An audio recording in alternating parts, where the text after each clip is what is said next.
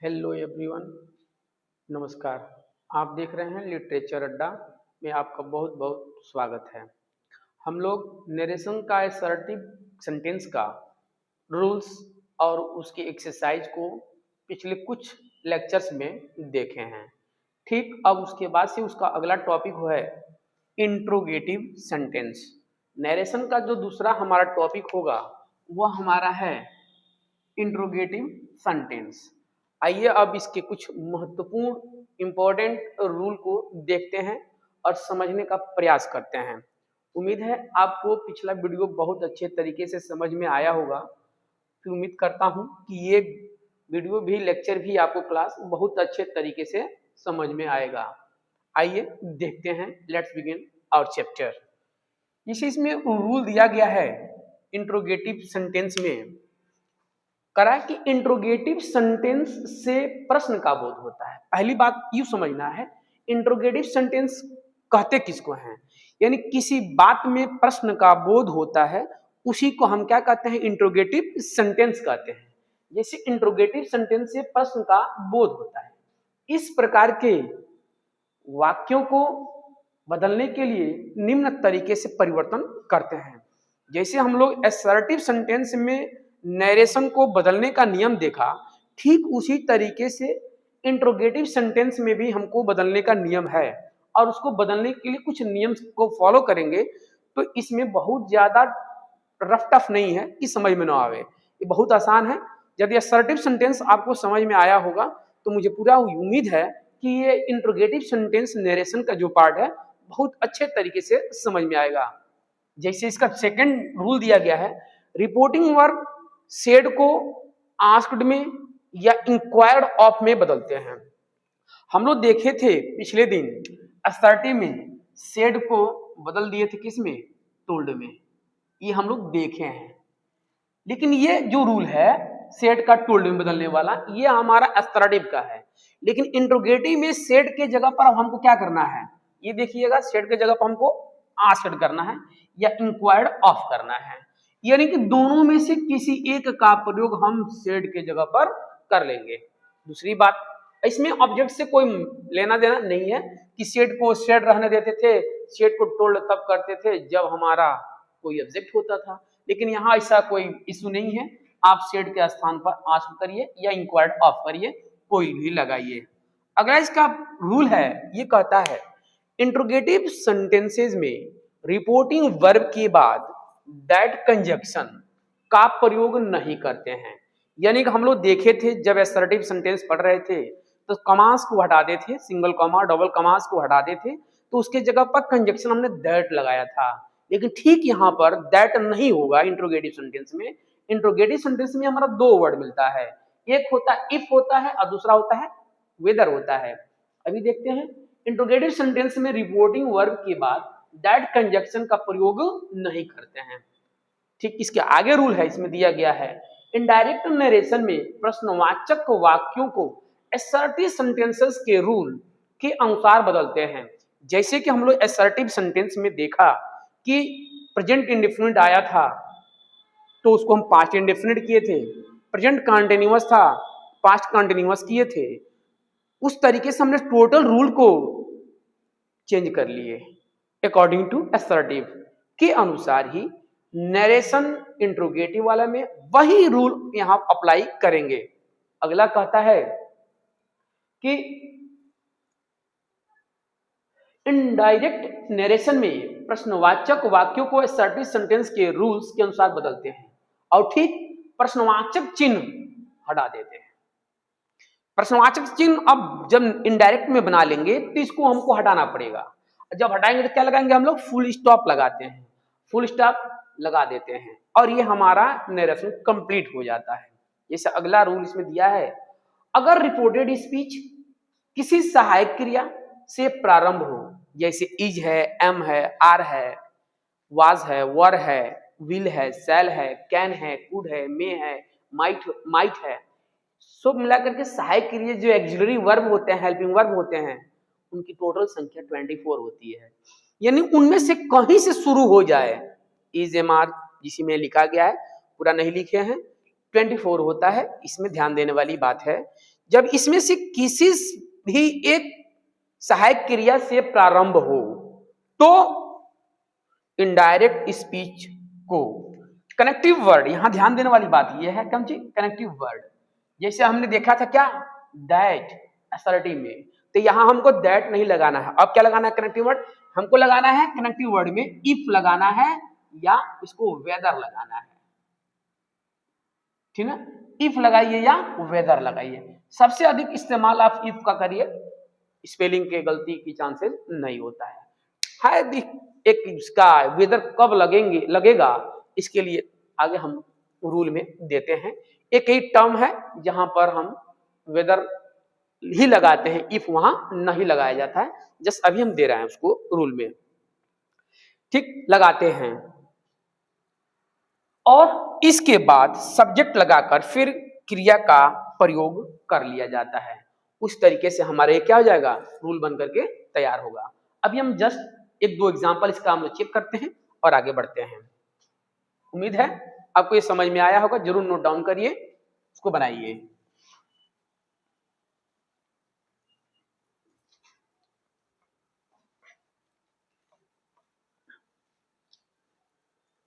इसे समझिए, क्वेश्चन है यहां पर,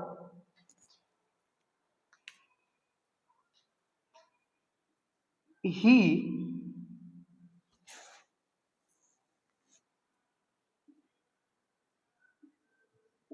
said to me, are you going today? बनाइए, रूल अप्लाई करिए, बन जाएगा। देखिए यार, ये रिपोर्टिंग स्पीच है और ये रिपोर्टेड स्पीच है, और रिपोर्टेड स्पीच का टेंस आया हुआ है किसमें, इंट्रोगेटिव सेंटेंस में। ठीक पहले वाला जो रूल हमारा अप्लाई किए थे वही रूल अप्लाई करेंगे। हमने क्या देखा, हमको क्या यहाँ मिला, सेड टू गो इंट्रोगेटिव में हम क्या बदलेंगे, आस्क्ड में या इंक्वायर्ड ऑफ में। ध्यान देने वाली बात है, सेड को हम लोग किसमें बदलेंगे, आस्क्ड में या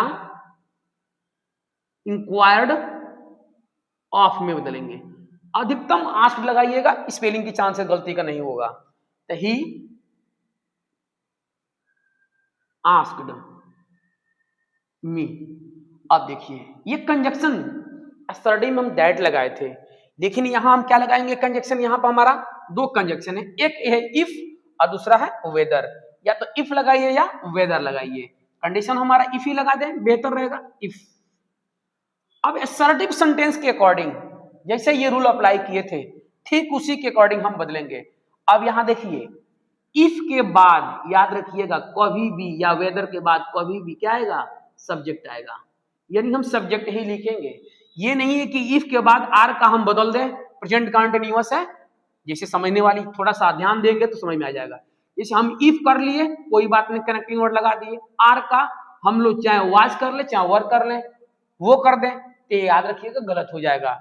हमको असर्टिव के अकॉर्डिंग ये हमारा क्या गया, रिपोर्टेड स्पीच का सब्जेक्ट आ गया, सेकंड पर्सन का प्रोनाउन है, रिपोर्टिंग स्पीच के ऑब्जेक्ट के पास जाएगा, इसको छोड़ देना। अभी ये आया है तभी इफ लगा है, नहीं आया होता तो इफ यहाँ पर नहीं लगता। मी का सब्जेक्टिव केस क्या होगा, आई। अब देखिए ये आपका काम हो गया, अब इसका काम बारी जारी है। आर है, प्रेजेंट कंटिन्यूअस की लाइन है, पास्ट कंटिन्यूअस में जाते हैं तो present continuous change into past continuous, subject was were and were first ING. इसमें हम चेंज करेंगे, आई के साथ वाज लगाते हैं, आई वाज गोइंग। और टुडे को हम किसमें बदलेंगे, दैट डे में बदलेंगे, किसमें बदलेंगे, दैट डे में बदलेंगे। इस तरीके से देखिए एक क्वेश्चन मार्क था यहां, लेकिन अब हम जब असर्टिव के जैसे बना लिए हैं, बन गया हमारे इनडायरेक्ट में, तो क्वेश्चन मार्क को हटाएंगे और क्या लगाएंगे, फुल स्टॉप लगाएंगे। याद रखिएगा कहीं बाय द वे मिस कर दिए, उतार करके क्वेश्चन वर्ड लगा, चिन्ह लगा दिए, मार्क लगा दिए, तो सेंटेंस आपका गलत हो जाएगा, क्योंकि यहां पर फुल स्टॉप लगना जरूरी है, तब जाकर के ये लाइन आपका क्या हुआ, सही होगा। ठीक, अगला क्वेश्चन देखते हैं हम लोग। अगला क्वेश्चन है,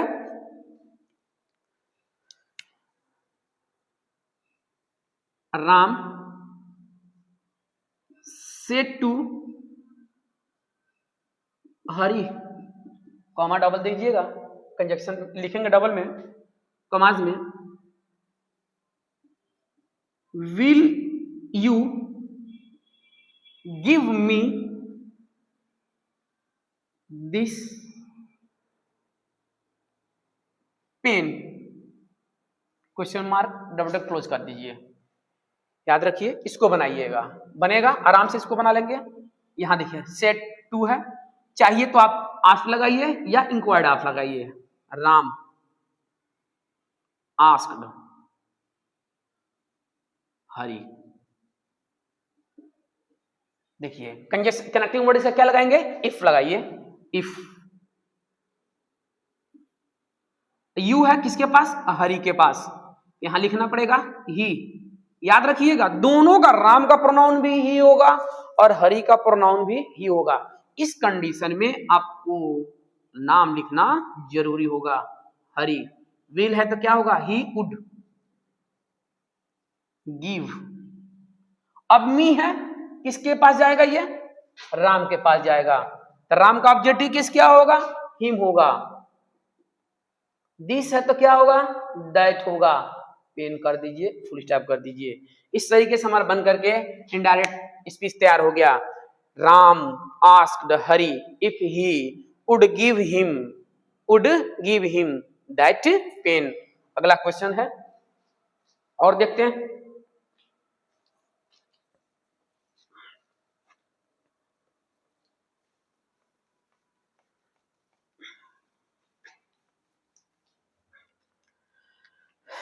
क्वेश्चन देखते हैं। और I said to him can you solve this question.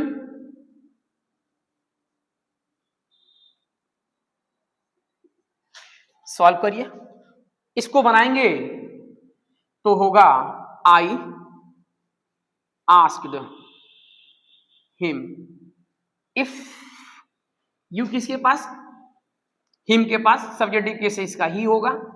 Can है तो कुड होगा। सॉल्व दिस है तो क्या होगा, दैट होगा। Question, question QUESTION। अब यार फिर से ध्यान देने वाली बात है, क्वेश्चन मार्क का चिन्ह हटाएंगे और यहां हम क्या लगा देंगे, फुल स्टॉप लगा देंगे। ये हमारा कंप्लीट क्वेश्चन हो जाएगा। अगला क्वेश्चन है, देखते हैं एक और।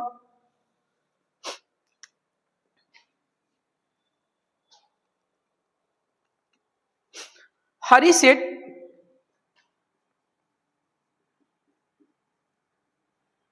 टू मी कैन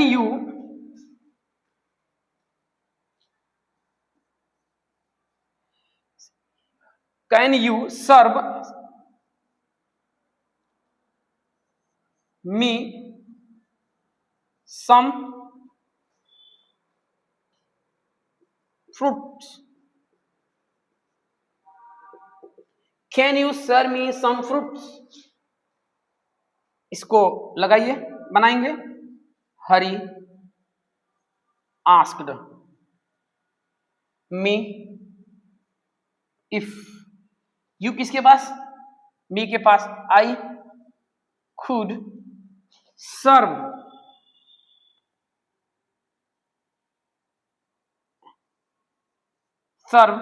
मी, हरी है, मी का हिम हो जाएगा, सम फ्रूट्स। ये हमारा कंप्लीट हो गया। उम्मीद है ये क्वेश्चन आपको समझ में आएगा। अगला हम रूल देखते हैं अभी। और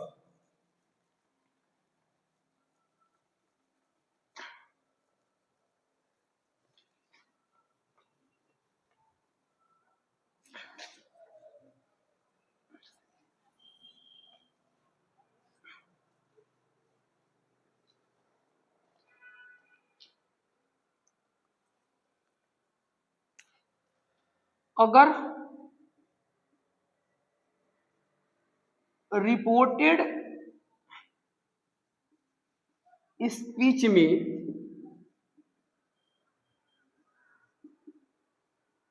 सहायक क्रिया डू या डज हो तो डू या डज हो तो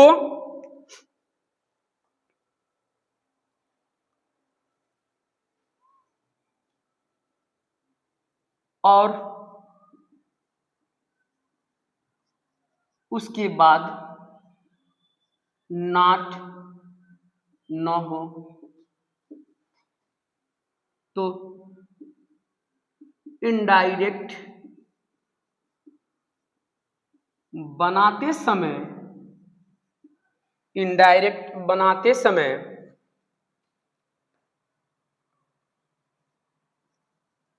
पास्ट इंडेफिनिट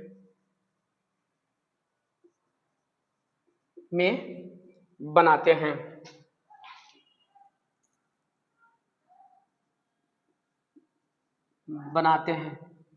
जैसे क्वेश्चन देखिएगा, बहुत अच्छे तरीके से आएगा। She said to me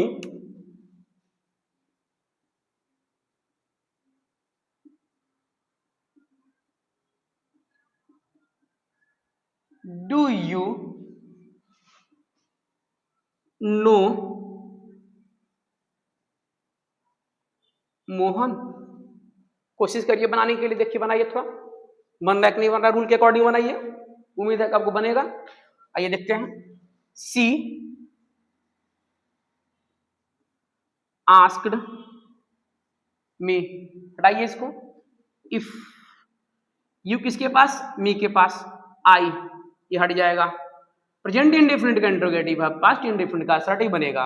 know है तो इसका सेकंड फॉर्म क्या होगा, new Mohan. Mohan full stop, sorry full stop. अगला इसमें रूल बनता है फिर से, अगर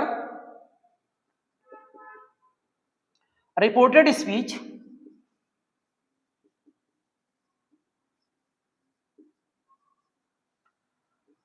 डू या डज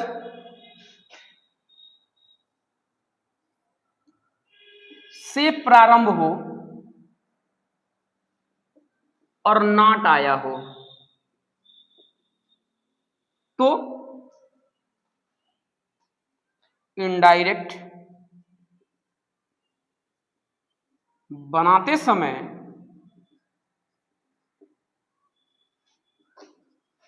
डिड नॉट लगाते हैं। इसको नोट करिए आराम से। करा अगर रिपोर्टेड स्पीच डू या डज से प्रारंभ हो और नॉट आया हो तो रिपोर्टेड स्पीच को पास्ट टेंस का नेगेटिव बना देते हैं। जैसे इसका क्वेश्चन होगा, क्वेश्चन देखिए,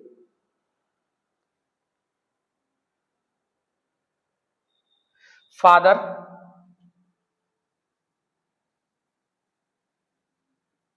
said to me, do you not obey your